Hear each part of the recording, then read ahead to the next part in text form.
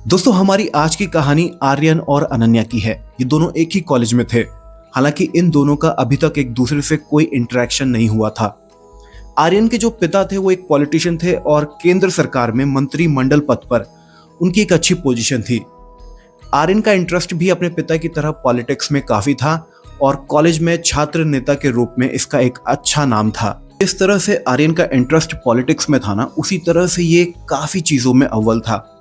ये पढ़ाई लिखाई में अच्छा था, खेल कूद में आगे था, लड़कियां भी इस पर लट्टू थी क्योंकि ये दिखने में काफी हैंडसम था। और तो और कॉलेज में किसी को भी कोई प्रॉब्लम आती थी तो वो आर्यन के पास ही सॉल्यूशन के लिए आता था।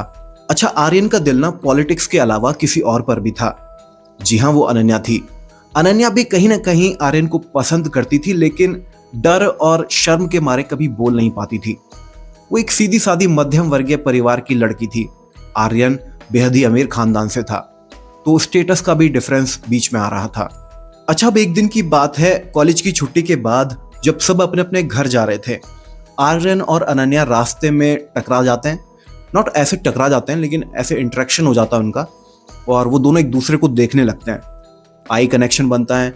कुछ देर बाद शर्म के मारे दोनों अपनी नजरें झुकाते हैं और अपने अपने रास्ते पकड़ लेते हैं।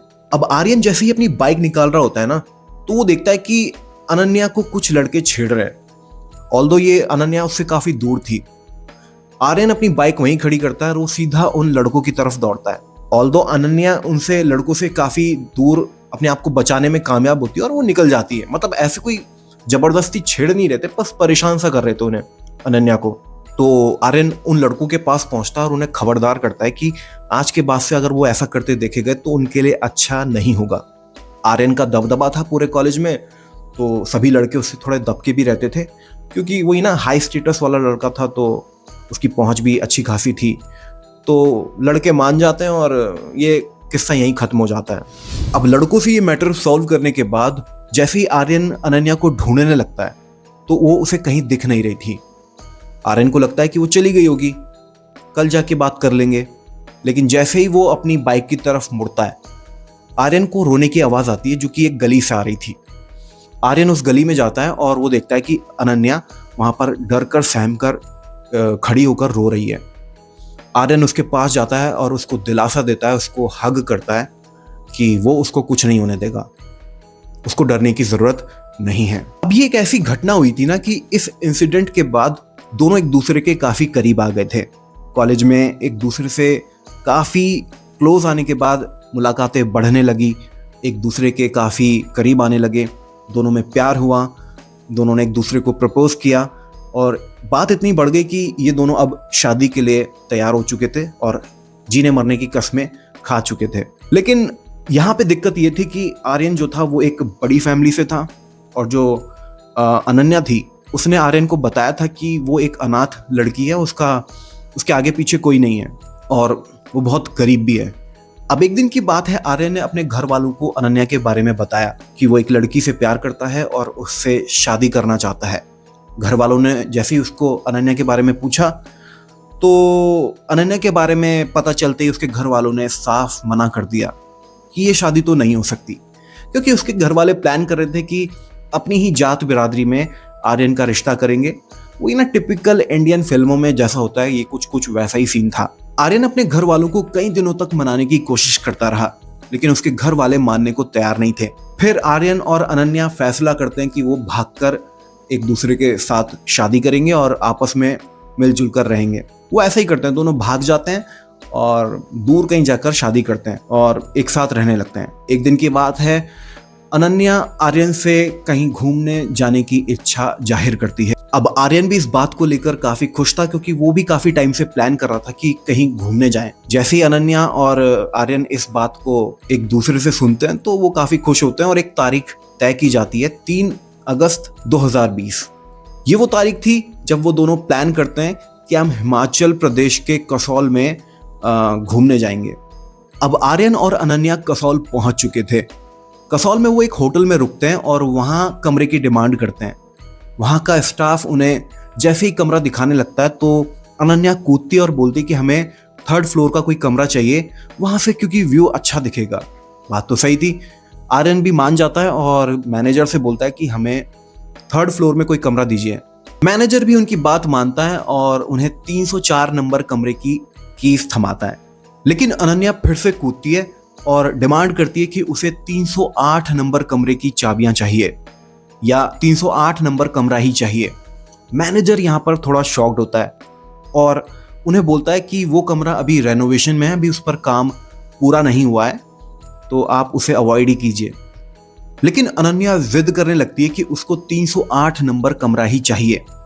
आर्यन भी उसको समझाने की कोशिश करता है, लेकिन अनन्या थी कि वो मानने को तैयार नहीं थी।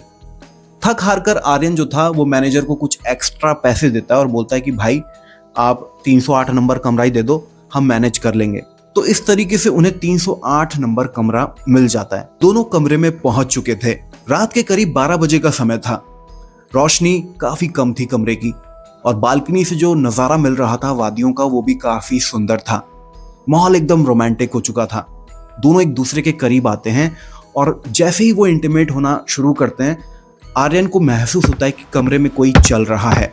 अब इससे डिस्टर्ब होकर जैसे ही आर्यन छानबीन के लिए खड़ा होता है और इधर उधर नजर घुमाता है तो उसे वहां कोई नजर नहीं आता है। आर्यन को लगता है कि शायद खिड़की वगैरह खुली रह गई होगी, तो वो जैसे ही खिड़की वगैरह देखने के लिए आगे बढ़ता है तो वो पाता है कि सब कुछ बंद है, लेकिन फिर भी उसे महसूस हो रहा था कि कमरे में उन दोनों के अलावा और कोई भी है। पूरा जांच पड़ताल करने के बाद जब आर्यन वापस से बेड की तरफ बढ़ता है तो वो पाता है कि अनन्या वहां से गायब है। वो इतना डर जाता है और अनन्या अनन्या करते हुए पूरे रूम में, बालकनी में, बाथरूम में, हर जगह वो उसको ढूंढने लगता है, लेकिन अनन्या का कहीं कोई नामो निशान नहीं था। अब आर्यन हड़बड़ाहट में कमरे से बाहर जाने की कोशिश करता है। ऊपर से वो अनन्या को लेकर काफी परेशान था कि वो अचानक से कहां गायब हो गई है। जैसे ही वो रूम खोलने की कोशिश करता है तो पाता है कि दरवाजा किसी ने बाहर से लॉक कर दिया है। आर्यन अब डर चुका था। उसे समझ नहीं आ रहा था कि उसे अब क्या करना चाहिए। वो जोर जोर से दरवाजा पीटने लगता है और मदद के लिए गुहार मांगता है, लेकिन मानो उसकी आवाज दरवाजे से बाहर जा ही नहीं रही थी। अचानक उसे महसूस होता है कि किसी ने बाथरूम का टैप खोल दिया और पानी गिर रहा है। ये चेक करने के लिए जैसे ही वो बाथरूम की ओर बढ़ता है तो पाता है कि टैप तो बंद है और पानी भी नहीं गिर रहा है। अचानक से उसे पीछे से आवाज आती है, आर्यन, क्या तुम मुझे ढूंढ रहे हो? मैं तो यहां हूं, आओ मेरे पास। ये आवाज उसे बालकनी से आई थी। जैसे ही आर्यन पीछे मुड़कर बालकनी की ओर देखता है तो वो पाता है कि जो अनन्या है वो बालकनी में खड़ी हुई है और उस पॉइंट पे खड़ी है कि अगर वो थोड़ी भी पीछे होती है तो वो नीचे गिर जाएगी। आर्यन उसकी तरफ उसको बचाने के लिए या उसे लपटने के लिए भागता है, लेकिन अचानक से अनन्या गायब हो जाती है और आर्यन गिर जाता है। आर्यन उस 3rd फ्लोर से सीधे नीचे पहाड़ी पर गिरता है और ऑब्वियस है उसकी मौत हो जाती है। अब अगले दिन जब होटल का स्टाफ होटल में आता है और वो पाता है कि ये घटना हो गई है तो थोड़ा हल्ला मचता है और पुलिस को बुलाया जाता है। इस केस की तहकीकात इंस्पेक्टर रणदीप सिंह कर रहे थे। जब वो पहाड़ी से आर्यन की लाश को बरामद करते हैं और पोस्टमार्टम करवाते हैं, उसके बाद उन्हें पता चलता है कि जो आर्यन था वो अपनी मौत से पहले उसकी जो दिल की धड़कन थी काफी तेज चल रही थी। अब होटल के स्टाफ से पता चलता है कि आर्यन अकेला नहीं था, उसके साथ उसकी पत्नी भी थी। पूरा पुलिस डिपार्टमेंट अनन्या की तलाश में जुट जाता है, लेकिन ऑब्वियस है उन्हें अनन्या का कोई नामो निशान नहीं नजर आता है। मैनेजर सलाह देता है कि उन्हें सीसीटीवी फुटेज भी चेक करना चाहिए। जैसे ही वो सीसीटीवी फुटेज को देखते हैं तो पाते हैं कि उस फुटेज में सिर्फ आर्यन नजर आ रहा है, उसके साथ उसकी पत्नी अनन्या नहीं थी। अब ये देखकर वहां मौजूद सभी लोग हक्के बक्के रह गए। उन्हें समझ नहीं आ रहा था कि ये क्या हुआ। अब जैसे ही ये खबर आर्यन के घर वालों तक पहुंचती है, वहां कोहराम मच चुका था। रो रो कर पूरे परिवार का बुरा हाल था। आर्यन का छोटा भाई जैसे ही इंस्पेक्टर से पूछता है कि अनन्या कहाँ है, उसका क्या हुआ, इंस्पेक्टर बताता है कि उन्हें अनन्या का वहां कोई नामो निशान नहीं मिला। आर्यन के घर वाले इंस्पेक्टर को बताते हैं कि आर्यन और अनन्या की हाल ही में शादी हुई थी। इंस्पेक्टर बोलता है कि अनन्या के घर वालों को भी इस बारे में पता होना चाहिए। जैसे ही छानबीन होती है तो पता चलता है कि अनन्या का आगे पीछे कोई नहीं था। अब एक ही ऑप्शन था कि कॉलेज में जाकर अनन्या के बारे में पता किया जाए। कॉलेज वालों से पता चलता है कि अनन्या नाम की उस लड़की ने कभी भी उस कॉलेज में एडमिशन नहीं लिया था। उसका रिकॉर्ड कॉलेज की किसी भी बुक में नहीं था। सवाल उठता है, कौन थी अनन्या? आपका क्या मानना है नीचे कमेंट सेक्शन में मुझे जरूर बताएं। और अगर आपको ये कहानी पसंद आई है तो ऐसी और कहानियों के लिए जो आगे आने वाली हैं, आप इस चैनल को सब्सक्राइब कर लेना, इस नोटिफिकेशन बेल को ऑल पर करते हुए। चलिए मैं मिलता हूं अब आपसे एक नई वीडियो में, एक नए टॉपिक के साथ या एक नई कहानी के साथ। चलिए, जय हिंद।